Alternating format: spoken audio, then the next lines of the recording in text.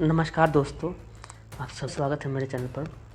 अक्सर ये कहा जाता है अगर हमारे पड़ोसी अच्छे हों तो हमारी रोज़मर्रा की कई छोटी बड़ी बातें की फ़िक्र यूँ ही ख़त्म हो जाती है। यही फार्मूला देशों पर भी लागू होता है। अगर हमारे पड़ोसी देश में सब कुछ ठीक नहीं चल रहा और उथल-पुथल मची है तो हमें इससे क्या कहकर हम पीछा नहीं छुड़ा सकते। का भारत के पास भी होकर बहुत दूर है। तमिलनाडु से जाफरा मोटर बोट से चंद घंटों में पहुंचा जा सकता है, लेकिन श्रीलंका भारत की बजाय चीन की गोद में जा बैठा है। इसका अब उसे खामियाजा भुगतना पड़ रहा है। चीन के चक्कर में श्रीलंका दिवालिया घोषित हो सकता है।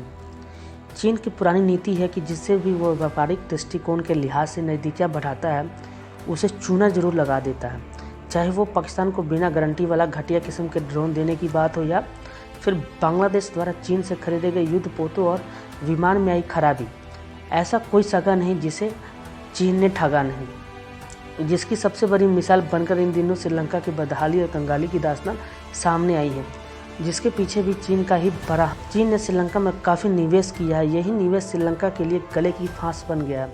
एक खुशहाल देश साल भर के अंदर ही बदहाली के कगार पर इस कदर पहुँच गया कि उसके लोग देश छोड़कर भारत कई हिस्सों में पलायन तक करने लग गए हैं। साल भर पहले श्रीलंका का विदेशी मुद्रा भंडार 5 अरब डॉलर से भी ज़्यादा हुआ करता था और यह अब 1 अरब डॉलर तक ही आ चुका है। डॉलर का भाव 200 श्रीलंकाई रुपए से भी ज़्यादा हो गया है।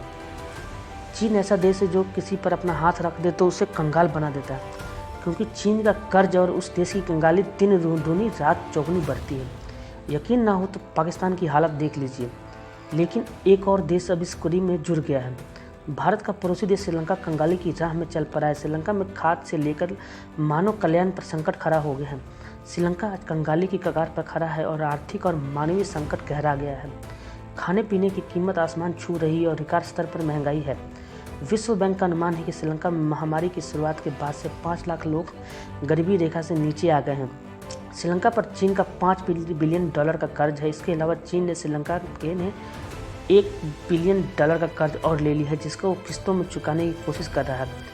जानकारों के मुताबिक अगले 12 महीने में श्रीलंका के विदेशी सरकारों और राष्ट्रीय बैंकों के 7.3 बिलियन डॉलर का कर्ज चुकाना होगा। इसके साथ साथ ही 500 मिलियन डॉलर के सेवरेन ब्रांड्स भी श्रीलंका पर बकाया है। लेकिन श्रीलंका के पास इस वक्त अपने बैंक में महज 1.6 बिलियन डॉलर ही है। श्रीलंका की अर्थव्यवस्था का 10% जीडीपी टूरिज्म से आता है। उसमें 2 लाख लोग जुड़े हुए हैं। कोविड के कारण ये सेक्टर तहस नहस हो चुका है। इसके ऊपर से श्रीलंका सरकार ने खेती के इस्तेमाल में फर्टिलाइज़र के इस्तेमाल पर रोक लगा दी है। इस रोक से श्रीलंका में खाद्य पदार्थों के उत्पादन में कमी आई है। आटा, चावल और दूध की कमी हो गई है। यानी श्रीलंका भी अफगानिस्तान की तरह खाने पीने का सामान लोगों को मुहैया नहीं करा पा रहा है।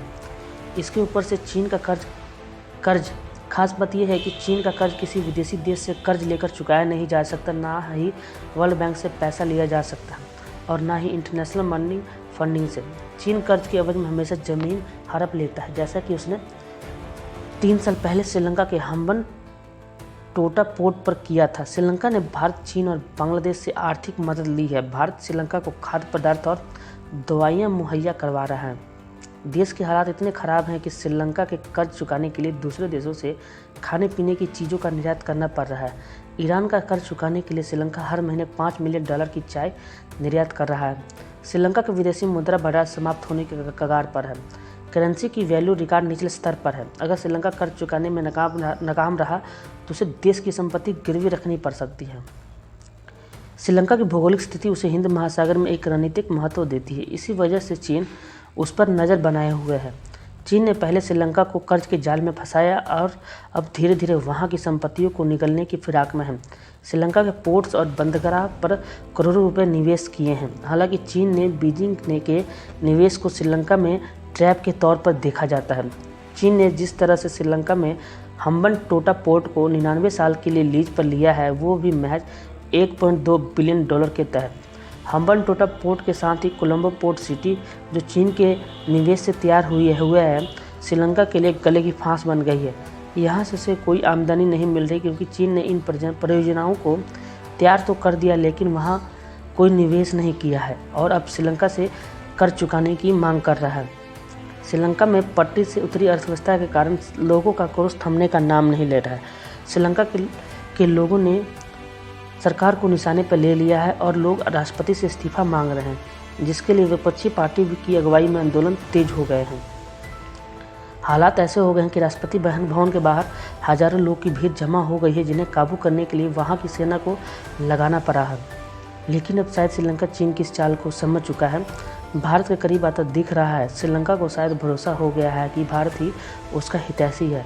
श्रीलंका के वित्त मंत्री बांसल राजपक्षे ने भारत से $2.4 अरब के मदद की पुष्टि की है। बीते दिनों भारत में श्रीलंका के उच्चायुक्त मिलिंडा मोरगेंडा ने कहा है कि श्रीलंका की डूबती अर्थव्यवस्था को बचाने में भारत महत्वपूर्ण भूमिका अदा करेगा। एक इंटरव्यू में उन्होंने कहा है कि जरूरी सेक्टर जैसे बिजली को लेकर भारत के साथ हमेशा से सहयोग रहा है। एक बार हम इन पर काम करना शुरू कर देंगे तो बाकी चिंताओं की कोई जगह नहीं रह जाएगी।